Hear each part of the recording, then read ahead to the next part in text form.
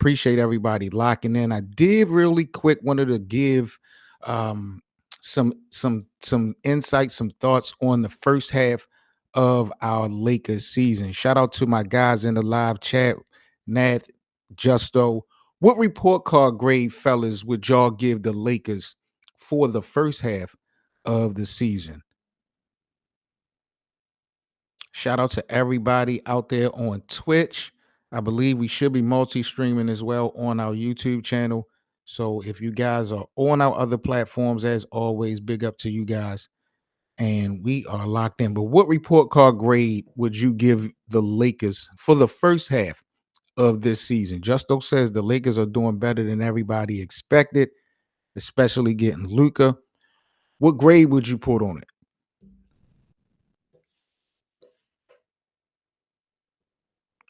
Because to me, I mean, this is a B, giving it a B. Okay, above average. I can respect that. I can respect that.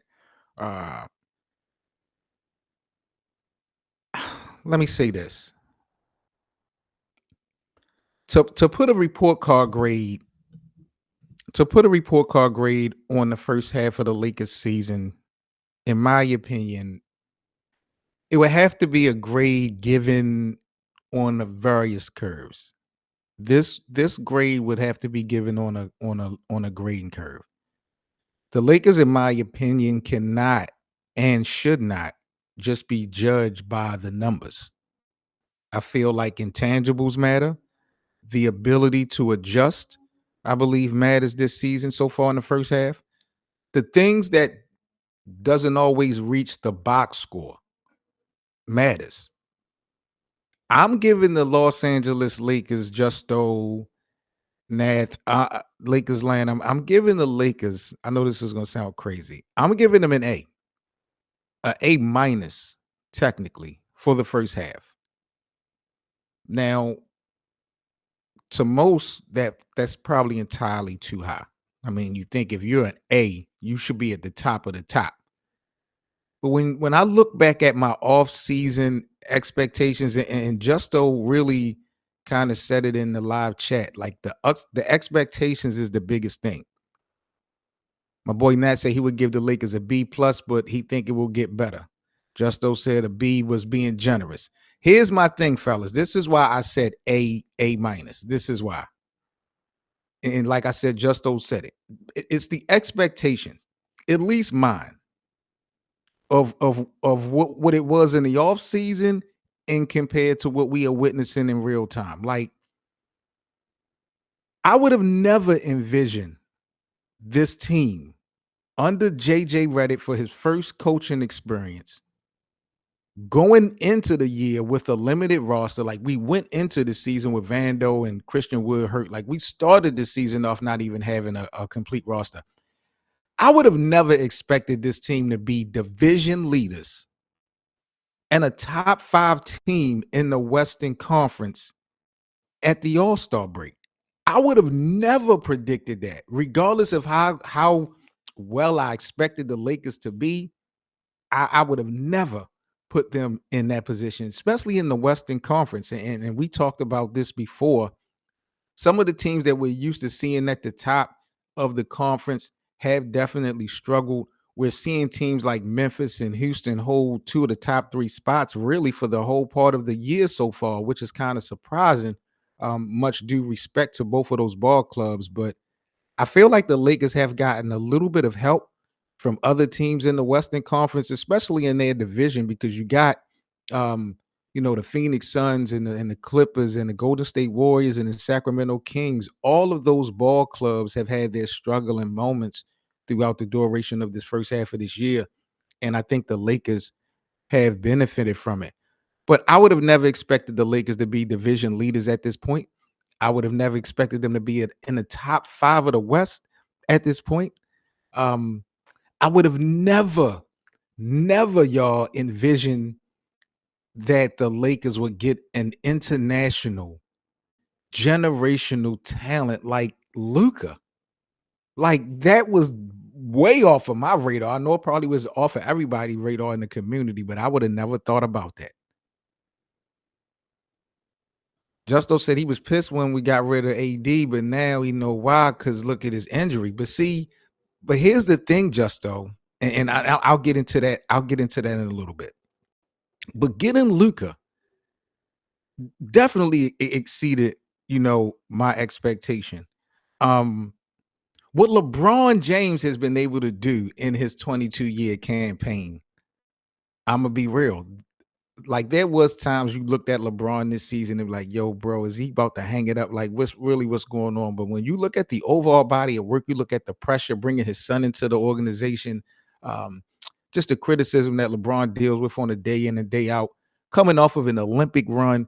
Um, LeBron James has just been excellent. And then you got the resurgence of Austin Reeves, who to me is on his way to being an NBA All-Star. I'm not saying this year, I'm not saying next year, but the way things are going for Austin Reeves, I definitely feel like he has an opportunity to be an All-Star. Then you look at guys who we lost faith in at one point this season. They really have made a 180 from Gabe Vincent, the way Gabe has been playing. You look at Rui, people still kind of out on Rui. I see people still want Dorian Finney-Smith to be starting over Rui, but the last 6 games, Rui is averaging 20 and 5 on a shooting percentage of 60, 52, and 88. Like, Rui for the most part is balling right now. Even Jackson Hay, I think Rui plus minus is like at a plus 81 for the Lakers. Jackson Hayes, I know he went down the other night, but it seemed like maybe we got signs of Jackson Hayes turning the corner, bro. It's just been the Lakers have just exceeded a lot of my expectations. That's why I'm giving them an A, bro. I just would have never thought that, you know, at this point we would be in this position. Um, are the Lakers a championship competitor right now? What do y'all think? I don't know. Like, just don't feel like we got potential. I don't feel. I think I just as busy as Rob Pelinka has been, and I hate to criticize him the way I'm about to. But it seems like Rob has not understood. I don't want to say he hasn't understood the assignment, but the biggest problems that we have, the concerns that we have, we still got them.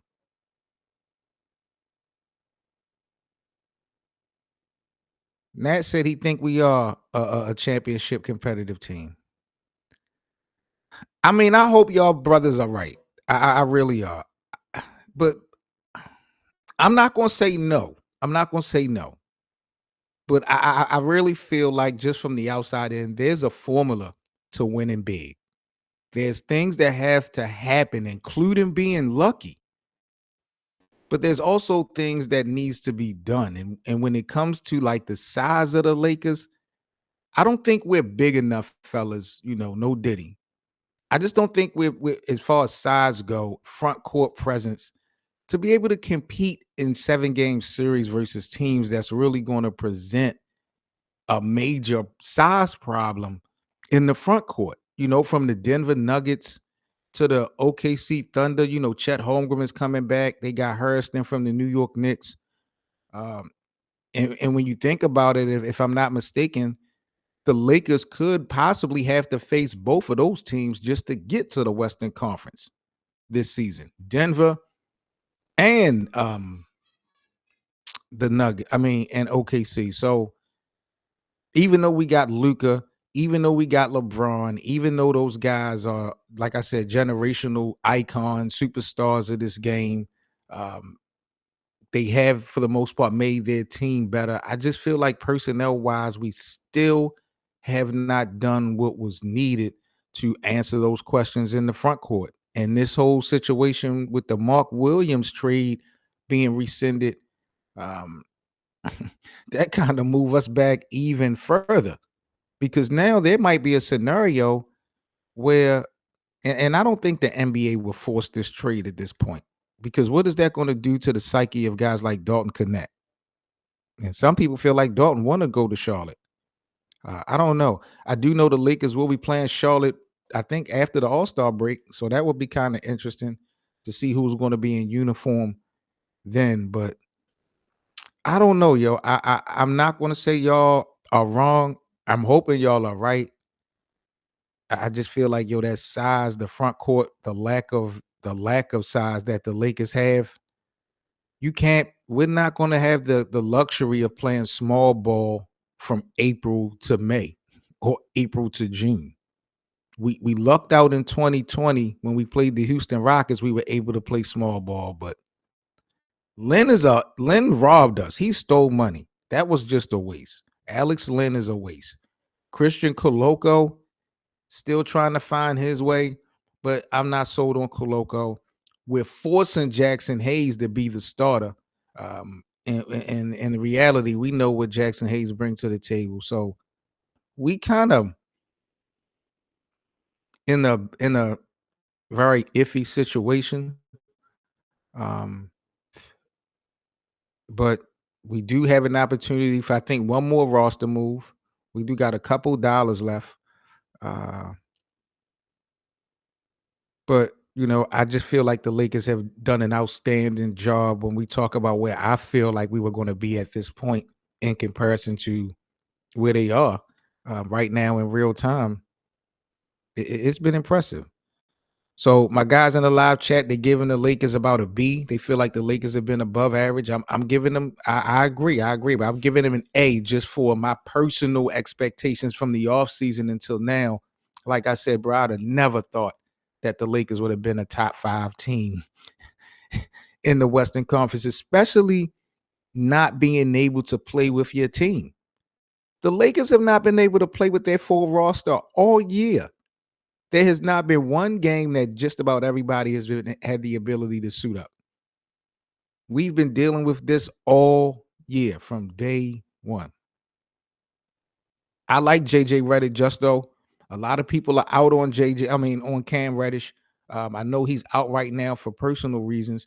He might be personally done with Cam Reddish. Cam Reddish is only 24, 25, 26 years old, if I'm not mistaken, but Cam has played for like 5 teams in the last 4 years or something like that. Cam has played for a lot of teams in a small amount of time, and it's going to hurt his career and his future because it's going to seem like he's more of a liability than an asset to the ball club. I think defensively, the Lakers need him. The Lakers could definitely use Cam Reddish defensively. Uh, but I think at the end of the day, that's just JJ Redick's call. Um, Tomorrow night, the Lakers locked in versus the Denver Nuggets. Y'all know we will be streaming the game here on playback. So make sure y'all come and kick, come and kick it with us tomorrow night. I think tomorrow is going to be a huge test. I know BA, the rest of the fellas that be on the show with me, I know they feel like it's only one game. But if the Lakers cannot compete with the Denver Nuggets, the team who has been holding us back, if we're not good enough to compete versus the Nuggets, then we have done nothing. All this Luka, all that shit means nothing. No disrespect to the future, but if you're looking to win now, we have to have a team that is going to be able to do what we haven't been able to do in the last couple years. And the Denver Nuggets have been in front of us. So it's going to be a true test tomorrow. Jokic might go crazy. So if the Lakers do lose tomorrow night, I need them to lose bad. I need to see how bad can it get with Jokic in comparison to the front court that we got. Um, I would hate for us to play this game close and lose. I want us to either win convincingly or have Jokic put up 40, 50 points. I need to know after tomorrow's game how much trouble we are in when we talk about this front court, because I think that's the only thing that's holding this team back. Murray dropped a 50 piece the other night, and we see what he's done to the Lakers over time. Um, Maybe it was just D'Angelo Russell, but we always talked about Luka being the defensive liability. Is Luka going to be able to stop Murray? You understand what I'm saying? Like, that's going to be tough. In a 7-game series. Jokic is going to kill everybody, bro. Look what he did to Rui last year. He destroyed Rui in the playoffs. Like, we have nobody to stop Nikola Jokic. So we'll figure this thing out. But yeah, man, we will be back. Pardon me, guys. We will be back later on this evening. I believe 7:00. We will be live here on Playback for the Lakers Land Show. So if you guys are new, make sure y'all follow the room. Check out the schedule. It will be incomplete by the end of the day. I'm working on it now and I'm posting different things, but I will have the schedule for all the different shows and the games that we will be having exclusively on Playback. I still will be doing live streams on YouTube. We're still going to be doing things. I'm just trying to separate the content. I want YouTube to have certain types of Lakers content live.